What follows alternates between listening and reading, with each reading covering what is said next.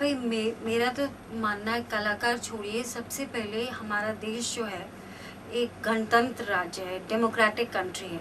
तो डेमोक्रेसी का मतलब ये होता है कि हर एक व्यक्ति को अपना राय जाहिर करने का पूरा अधिकार है। अगर ऐसा नहीं हो तो डिक्टेटरशिप हो जाएगी। तो भले ही वो कलाकार हो या कोई भी, अभी जैसे नेगी जी के साथ हुआ, इससे पहले आमिर खान के साथ हुआ था कि उन्होंने कुछ बात किया तो वहाँ उनकी उस गवर्नमेंट ने उसकी फिल्म भी बैन कर दी। ये बातें बहुत गलत है, क्योंकि कलाकार के नहीं, ये मुझे लगता है एक व्यक्ति का, एक इंसान का राइट है कि उसको ये फील करता है। मुझे ऐसा लगता है कि ये चीज़ नहीं होनी चाहिए तो मुझे बोलने का बिल्कुल हक है। मैं गलत हूँ, सही हूँ, ये बात दीगर है। बात ये है कि बोलने का अधिकार हम हर हिंदुस्तानी को है, और उत्तरांचल राज्य में अगर बैन है तो हर उत्तरांचल राज्य के व्यक्ति को ये राइट है कि वो अपनी राय जाहिर करे।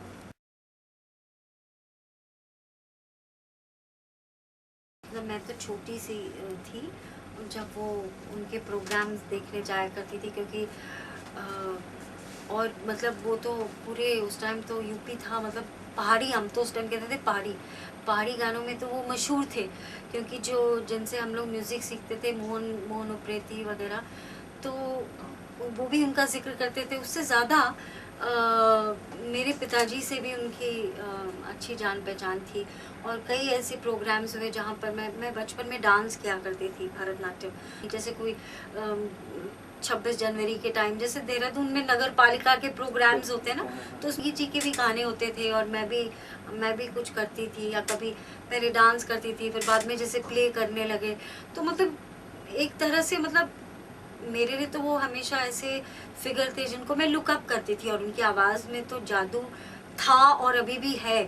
मतलब ये बात तो माननी पड़ेगी कि बिल्कुल ही विलक्षण आवाज़ है, और उनके गाने सुनते सुनते हम लोग बड़े हुए और आज तक सुन रहे हैं, और उतना ही मज़ा आ रहा है। अगर आपको कभी उत्तरांचल में राजनीति में आने का मौका मिले तो आप आना चाहेंगी? राजनीति से तो मतलब मैं राजनीति तो बिल्कुल पसंद नहीं करती हूँ, क्योंकि मैं most undiplomatic sort of person हूँ। लेकिन हाँ, अगर उससे उत्तरांचल का जो मेरा क्षेत्र है उसका उद्धार होता है, क्योंकि मैं देखती हूँ कि अभी भी मतलब सिर्फ स्टेट बना है, लेकिन जो लोग पिछड़े हुए हैं वो वैसी की वैसी स्थिति वैसी है। मतलब देहरादून को थोड़ा बहुत सजाया गया है, सजाया क्या गया है, सड़कें वड़कें, उससे सारी जनता इतनी तितर बितर हो गई है, लेकिन या ऐसी चीज़ें हुई हैं जो कि मतलब पॉजिटिव नहीं है, जैसे लैंड प्राइसेस बढ़ गए, लेकिन जो असली जो पहाड़ी लोगों को मुझे नहीं लगता उनको फ़ायदा हुआ। तो ये सब कुछ बातें जो मैं देखती हूँ कि महिलाएं इतनी पिछड़ी हुई हैं, जबकि मैं मानती हूँ कि जो पहाड़ी औरतें हैं वो इतनी तेज़ होती हैं कि जो भी क्रांति लाने वाली है, चाहे वो चिपको आंदोलन हो, चाहे दारू नशाबंदी का हो, वो पहाड़ी महिलाओं ने किया है। और आप देखिए कि बेचारे कुछ है नहीं काम धाम, लेकिन हर एक कोई ग्रेजुएट है। तो एजुकेशन का वेस्ट, अपॉर्चुनिटीज़ नहीं है लोगों को आगे बढ़ने की। तो ये मुझे लगता है कि ये कमियां हैं, और स्टेट बनने से मुझे नहीं लगता अभी फ़िलहाल कुछ फ़ायदा हुआ है। हालांकि अभी बहुत समय है आगे बढ़ने का, आशावादी तो हुई मैं।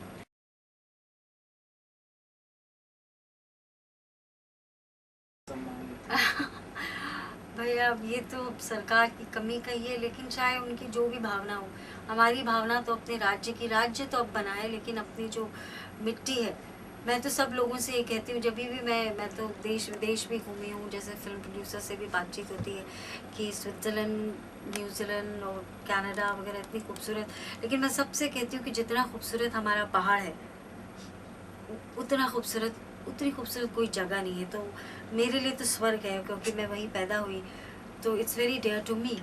लेकिन आपको रियलाइज होता है कि इस बात में दम है कि उत्तरांचल सरकार या वहाँ के लोगों से उतना अपनापन नहीं मिल पाता जितना मिलना चाहिए, एक घर के अंदर जो अपनापन होना चाहिए? हाँ, मतलब ऐसा मुझे कभी भी नहीं लगा, जैसे कोई भी जैसे महाराष्ट्र में लता मंगेशकर और हाँ नाना जी, पाटेकर को जो, खैर वो तो बहुत बड़े लोग हैं, मैं उनसे अपनी बिल्कुल भी तुलना नहीं कर रही हूँ।